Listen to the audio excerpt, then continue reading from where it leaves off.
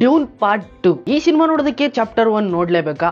ಹೌದು, ನೋಡ್ಲೇಬೇಕು. ಇಲ್ಲ ಅಂದ್ರೆ ಆಗಲ್ಲ. ಅದನ್ನ ಅರ್ಥನೂ ಕೂಡ ಮಾಡ್ಕೊಳ್ಳೋದಕ್ ಆಗಲ್ಲ. ಈ ತರದ ಮೂವಿ ಇಂಡಿಯಾದವ್ರು ಮಾಡ್ಬೇಕು ಅಂದ್ರೆ ಹತ್ತತ್ರ ಇನ್ನೊಂದು 10-20 ವರ್ಷ ಮುಂದೆ ಹೋಗ್ಬೇಕಾಗುತ್ತೆ. ಅದು ಬಾಲಿವುಡ್ ಅವ್ರು ಮಾಡ್ಬಿಡ್ತಾರೆ. ಬಟ್ ನಾವು ಕನ್ನಡದವ್ರು ಮಾಡ್ಬೇಕು ಅಂದ್ರೆ ಮಿನಿಮಮ್ ಇಲ್ಲಾಂದ್ರೂ 100-150 ವರ್ಷ ಮುಂದಕ್ಕೆ ಹೋಗ್ಬೇಕಾಗುತ್ತೆ. ಬಡ್ಜೆಟ್ ಮಂಡಳ ಈ ರೀತಿ ಸಿನಿಮಾಗಳನ್ನ ಅವಾಗ ನೋಡ್ತಾ ಇರ್ಬೇಕು. ನಂತರ ಇಂಗ್ಲಿಷ್ ಪಿಕ್ಚರ್ ನೋಡ್ಕೊಂಡು ಜನರೇಟರ್ ನಾಲೆಜ್ ಇಂಪ್ರೂವ್ ಮಾಡ್ಕೋಬೇಕು ಕಣ್ರಿ. ರಿವ್ಯೂ ಕಡೆ ಬರ್ತೀನಿ. ಅದಕ್ಕಿಂತ ಮುಂಚೆ ನೀವು ನಮ್ಮ ಚಾನಲ್ಗೆ ಸಬ್ಸ್ಕ್ರೈಬ್ ಮಾಡ್ಕೊಂಡಿಲ್ಲ ಅಂದ್ರೆ ಬೇಗನೆ ಸಬ್ಸ್ಕ್ರೈಬ್ ಮಾಡ್ಕೊಳ್ಳಿ. ಇದೇ ರೀತಿ ಇಂಟ್ರೆಸ್ಟಿಂಗ್ ಆಗಿರೋ ವಿಡಿಯೋಸ್ ನಮ್ಮ ಚಾನಲ್ ಯಾವಾಗ್ಲೂ ಬರ್ತಾ ಇರುತ್ತೆ. ಶುರು ಮಾಡೋಣ.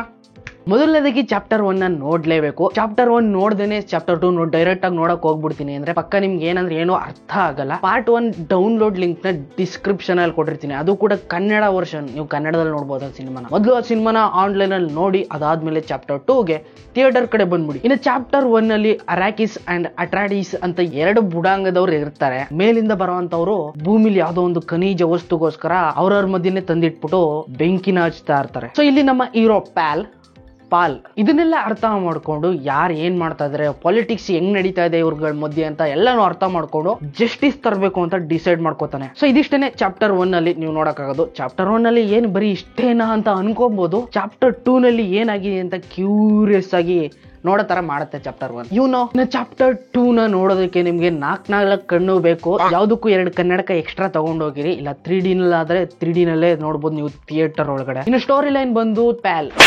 ಪಾಲ್ಗೆ ಇವಾಗ ಎಲ್ಲ ಅರ್ಥ ಆಗ್ಬಿಟ್ಟಿದೆ. ಪಾಲಿಟಿಕ್ಸ್ ಹೆಂಗ್ ನಡೀತಾ ಇದೆ, ಏನ್ ನಡೀತಾ ಇದೆ, ಯಾರ್ಯಾರಿಗೆ ಏನೇನು ಹತ್ಕೊಂಡು ಉರಿತಾ ಇದೆ, ಈಗ ಏನ್ ಮಾಡ್ಬೇಕು ಅನ್ನೋದು ಕರೆಕ್ಟ್ ಆಗಿ ಎಲ್ಲ ಅರ್ಥ ಆಗ್ಬಿಟ್ಟಿದೆ ಅವನಿಗೆ. ಇವಾಗ ಅವನು ಅಟ್ರಾಡಿಸ್ ಜೊತೆ ಸೇರ್ಕೊಂಡು ಅವ್ರ ಜೊತೆಗೆ ಎಲ್ಲಾನು ಕಲ್ತ್ಕೊಂಡು ಈಗ ಮೇಲಿಂದ ಬರುವಂತ ದೂತರು ಏನಿರ್ತಾರೆ ಅವ್ರಿಗೆ ಸ್ವಲ್ಪ ಟಕ್ಕರ್ ಕೊಡ್ಬೇಕು, ಅವ್ರಿಗೆ ಸ್ವಲ್ಪ ಬುದ್ಧಿ ಕಲಿಸ್ಬೇಕು ಅಂತ ಪ್ಲಾನ್ ಹಾಕೊಡ್ತಾನೆ. ಅದೇ ಚಾಪ್ಟರ್ 2.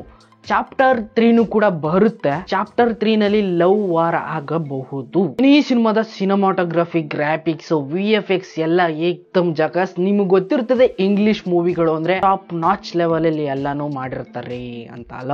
ನಮ್ಮ ಇಂಡಿಯಾದಲ್ಲಿ ಇದೆಲ್ಲ ಇಂಪಾಸಿಬಲ್. ಇದೆಲ್ಲ ಪಾಸಿಬಲ್ ಆಗ್ಬೇಕು ಅಂದ್ರೆ ಮಿನಿಮಮ್ ಅದೇ ಹೇಳ್ದಲ್ಲ 100-150 ವರ್ಷ ಇನ್ನು ಮುಂದಕ್ಕೆ ಹೋಗ್ಬೇಕು. ಯಾಕಂದ್ರೆ ಬಜೆಟ್ ಮಂಡನೆ ಮಾಡೋದಕ್ಕೆ ಇಲ್ಲಿ ಅಷ್ಟೊಂದು ಜನ ಯಾರು ಇಲ್ಲ. ಒಂದ್ ಸಿನಿಮಾ ಮಾಡೋದಕ್ಕೆ ಅವರು 2,000-3,000 ಕೋಟಿಗಳನ್ನ ಹಾಕ್ತಾರೆ. ಇಲ್ಲಿ ಮ್ಯಾಕ್ಸಿಮಮ್ 400 crore ವರೆಗೂ ಬಂದಿದ್ದಾರೆ ಇಂಡಿಯಾದಲ್ಲಿ.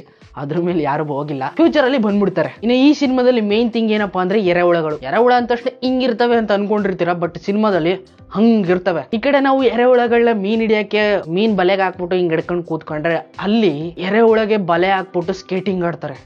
ಇನ್ನ ಪಾಲ್ ತಾಯಿ ಇದ್ದಕ್ಕಿದಂಗೆ ದೇವ್ರಾಗ್ಬಿಡ್ತಾಳೆ. ದೇವ್ರಿಗೂ ವಾರ. ಆಮೇಲೆ ಮೇಲಿಂದ ಬರುವಂತ ಬ್ಲಾಕ್ ಮ್ಯಾಜಿಕ್ ತಾಯಿ. ಇನ್ನ ಈ ಕಡೆ ಪಾಲ್ ತಾಯಿ ಕೂಡ ದೇವ್ರಾಗ್ಬಿಟ್ಟಿದ್ದಾಳೆ. ಇಬ್ರಿಗೂ ಸ್ವಲ್ಪ ಲೈಟ್ ಆಗಿ ವಾರ ಏನೋ ಆಗಲ್ಲ, ಮುಖಾಮುಖಿ ಅಷ್ಟೇನೆ. ಇನ್ನು ಬ್ಯಾಕ್ ಗ್ರೌಂಡ್ ಮ್ಯೂಸಿಕ್ ಮಾತ್ರ ನಿಮ್ಗೆ ಏನ್ ನಡೀತಾ ಇದೆ ಅಂತಾನೆ ಗೊತ್ತಾಗಲ್ಲ. ಆ ರೀತಿ ಮಂಕ್ ಮಾಡ್ಬಿಡ್ತದೆ. ಅದ್ರಲ್ಲೂ ಕೆಲವೊಂದು ವೈಬ್ರೇಟರ್ ಗಳನ್ನ ಯೂಸ್ ಮಾಡ್ತಾರೆ. ಆ ಮಣ್ಣುಳಗಳನ್ನ ನಮ್ಮ ಹತ್ರ ಬರ್ಸ್ಕೊಳ್ಳೋದಕ್ಕೆ ಅಂತ ಒಂದಷ್ಟು ವೈಬ್ರೇಟ್ ಗಳನ್ನ ಯೂಸ್ ಮಾಡ್ತಾರೆ.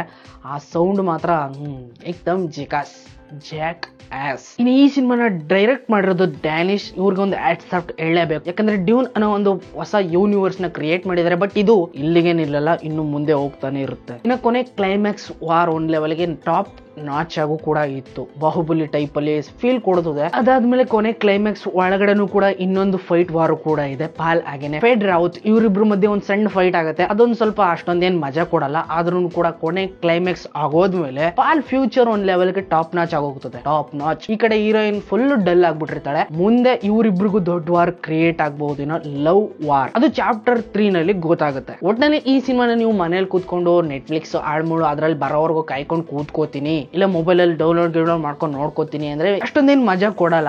3D ಥಿಯೇಟರ್ ಒಳಗಡೆ ಬೇಸ್ ವಾಯ್ಸ್ ಜೊತೆಗೆ ಧಿಮ್ ಅನ್ನೋ ಒಂದು ಸೌಂಡ್ ನ ಕೇಳಿಸ್ಕೊಂಡು ನೋಡ್ತಾ ಇದ್ರೆ ನಿಮ್ಗೆ ನೆಕ್ಸ್ಟ್ ಲೆವೆಲ್ ಫೀಲ್ ಆಗೋದಂತೂ ಪಕ್ಕ. ಒಟ್ಟಿನಲ್ಲಿ ಸಿನಿಮಾ ಮಾತ್ರ ಟಾಪ್ ನಾಚ್. 5/5 ಸಿಗ್ತೀನಿ ಮುಂದಿನ ವಿಡಿಯೋದಲ್ಲಿ. ನಿಮ್ಗೆ ವಿಡಿಯೋ ಇಷ್ಟ ಆಗಿದೆ ಅಂತ ಅನ್ಕೊಂಡಿದ್ದೀನಿ. ಇಷ್ಟ ಆಗಿದ್ರೆ ಪ್ಲೀಸ್ ಲೈಕ್ ಮಾಡಿ, ಶೇರ್ ಮಾಡಿ, ಕಮೆಂಟ್ ಮಾಡಿ. ಇದೇ ರೀತಿ ವಿಡಿಯೋಸ್ಗಾಗಿ ನಮ್ಮ ಚಾನಲ್ ನ ಸಬ್ಸ್ಕ್ರೈಬ್ ಮಾಡಿ. ಮುಂದಿನ ವಿಡಿಯೋದಲ್ಲಿ ಸಿಗ್ತೀನಿ. ಅಲ್ಲಿವರೆಗೂ ಕಾಯ್ತಾರೆ. Keep watching. ಬಾಯ್.